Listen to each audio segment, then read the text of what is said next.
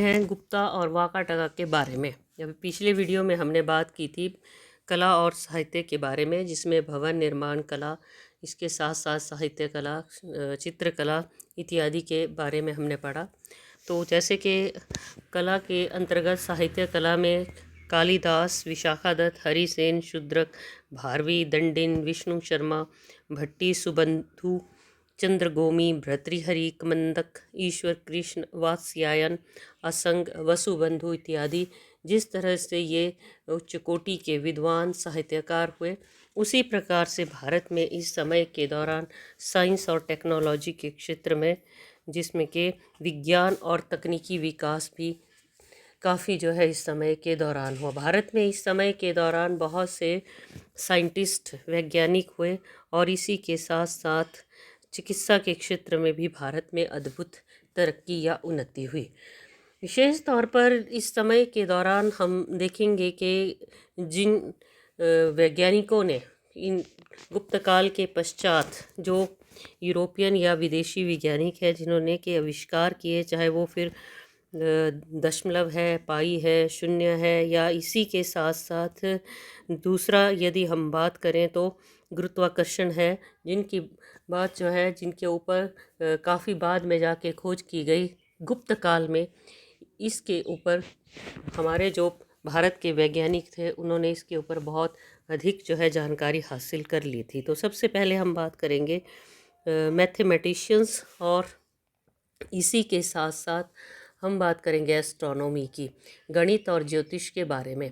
भारत में इस समय के दौरान गणित और ज्योतिष के क्षेत्र में अद्भुत विकास हुआ और इसी के क्षेत्र में बहुत से वैज्ञानिकों के, ज्योतिषियों के या गणितज्ञों के नाम आते हैं।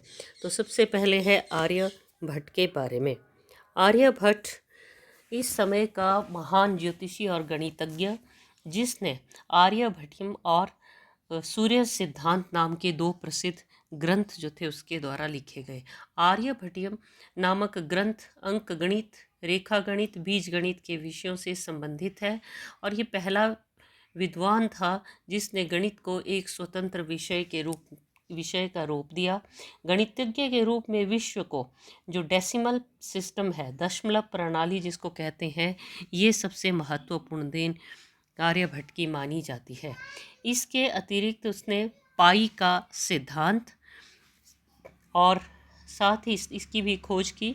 आर्यभट्ट ने शून्य के सिद्धांत का भी आविष्कार किया और उसका जो दूसरा ग्रंथ है वो है सूर्य सिद्धांत। सूर्य सिद्धांत में इस बात का गठन किया कि जो ग्रहण लगता है, जैसे कि आप सूर्य और चंद्र ग्रहण देखते हैं, तो सूर्य जो ग्रहण लगता है वो राहु और केतु के कारण नहीं होते हैं जिस तरह की इससे पहले धारणा थी। उसने ये कहा कि सूर्य और चंद्रमा को ग्रहण चंद्रमा पर धरती की परछाई के कारण लगते हैं। जैसे कि सूर्य और चंद्रमा है, जब इनके बीच में पृथ्वी आ जाती है तो चंद्रमा तक सूर्य की जो रोशनी है वो नहीं पहुंच पाती, क्योंकि चंद्रमा की अपनी रोशनी नहीं है और इसी की वजह से चंद्र ग्रहण लगता है। और इसी तरह से जब विशेष तौर पर पृथ्वी और सूर्य के बीच में जब चंद्रमा आ जाता है तो सूर्य ग्रहण लगता है, क्योंकि सूर्य की जो रोशनी है वो पृथ्वी तक नहीं पहुंच पाती है।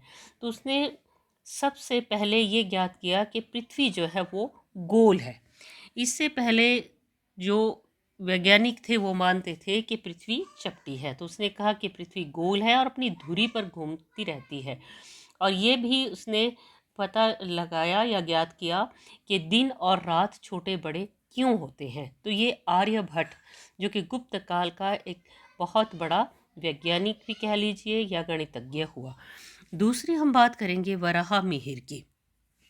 वराहमिहिर गुप्त काल का दूसरा प्रसिद्ध वैज्ञानिक, अनेक ग्रंथों की रचना की, लेकिन उसके प्रसिद्ध ग्रंथों में बृहत संहिता, पंच सिद्धांतिका, योग यात्रा, ये जो है ये उसके सबसे महत्वपूर्ण ग्रंथ माने जाते हैं। उसने बृहत संहिता में खगोल विद्या, वनस्पति शास्त्र, भूगोल, पशुगण, भौतिक विज्ञान और बहुत से अन्य विषयों के बारे में उसने जो है जानकारी दी। पंच सिद्धांतिका जिसमें उसने उस समय के भारत में प्रचलित खगोल विज्ञान संबंधी सिद्धांतों का वर्णन किया। योग यात्रा ये भी उसकी बहुत ही महत्वपूर्ण पुस्तक जो है मानी जाती है। वराह मिहिर इसी के साथ साथ उस काल का एक बहुत बड़ा ज्योतिषी भी हुआ है। फिर तीसरा है ब्रह्मगुप्त। ब्रह्मगुप्त गुप्त काल का तीसरा प्रसिद्ध वैज्ञानिक, गणित, बीजगणित, रेखा गणित के संबंध में अनेक सिद्धांत दिए। न्यूटन का जो सुप्रसिद्ध जो गुरुत्वाकर्षण का सिद्धांत है, उस सिद्धांत के बारे में ब्रह्मगुप्त ने करीब जो है गुप्त काल के दौरान ही उसने इसका पता लगा लिया था कि पृथ्वी की तरफ जो भी चीज़ें गिरती हैं वो उसके ग्रेविटी या गुरुत्वाकर्षण के कारण ही नीचे की तरफ आती हैं। ये कहा जाता है कि उसने ब्रह्म सिद्धांत और खंड खाद्य नामक ये जो ग्रंथ थे इनकी रचना की। फिर आते हैं हम चिकित्सा के ऊपर। गुप्त काल में चिकित्सा के क्षेत्र में भी अद्भुत विकास हुआ और इस समय के दौरान बाघभट्ट ये प्रसिद्ध चिकित्सक उस समय हुआ जिसने अष्टांग ग्रह नामक अष्टांग संग्रह नामक जो ग्रंथ है उसकी रचना की। दो महान चिकित्सक चरक और सुश्रुत की संहिताओं का सार इसमें दिया गया है। इस समय का एक और प्रसिद्ध जो चिकित्सक हुआ पालकव्य जिसका नाम था, और हस्त्या आयुर्वेद नामक ग्रंथ की रचना की जिसमें पशुओं की चिकित्सा के बारे में लिखा गया। और इसके अतिरिक्त ऐसा विश्वास किया जाता है कि उस समय जो लोग थे चेचक के टीके से भी परिचित थे। समकालीन उस समय के जो वैद्य थे, डॉक्टर थे, उन्होंने ये सिद्ध कर दिया कि लोहा, चांदी, तांबा, सोना आदि धातुओं में भी रोग निवारण की शक्ति होती है और इसका भी वो अपनी दवाओं में, औषधियों में इस्तेमाल करते थे। इस काल में आयुर्वेद से संबंधित एक ग्रंथ जिसका नाम है नवनीत कम ये भी लिखा गया, जिसमें बहुत सी बीमारियों के उपचार और अनेक नई जो दवाइयाँ थी, औषधियाँ थी, उनकी खोज से संबंधित जानकारी दी गई। तो ये उस समय के ये गणित, ज्योतिषी और चिकित्सा के क्षेत्र में ये महत्वपूर्ण विद्वान, वैज्ञानिक या चिकित्सक हुए।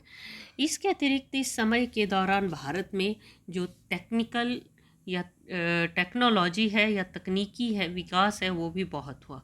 गुप्त काल में तकनीकी विकास के क्षेत्र में धातु शास्त्र, मेटलर्जी जिसको कहा जाता है, दिल्ली के निकट महरौली का लौह स्तंभ जो कि 23 फुट ऊंचा है आज भी उसी प्रकार खड़ा है।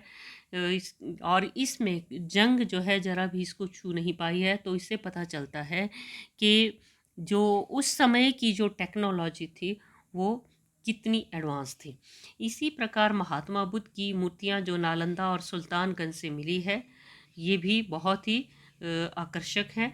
उस समय में सोने और चांदी के बहुत से सिक्के जो कि धातु कला के अद्भुत उदाहरण माने जाते हैं। चंद्रगुप्त प्रथम, समुद्रगुप्त, चंद्रगुप्त विक्रमादित्य, स्कंदगुप्त, कुमारगुप्त आदि शासकों के समय में सुंदर जो सोने, चांदी और अनेक धातुओं के जो सिक्के थे वो बनाए गए।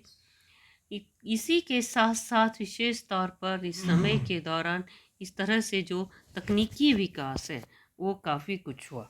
तो ये था गुप्त काल में साइंस और टेक्नोलॉजी के बारे में।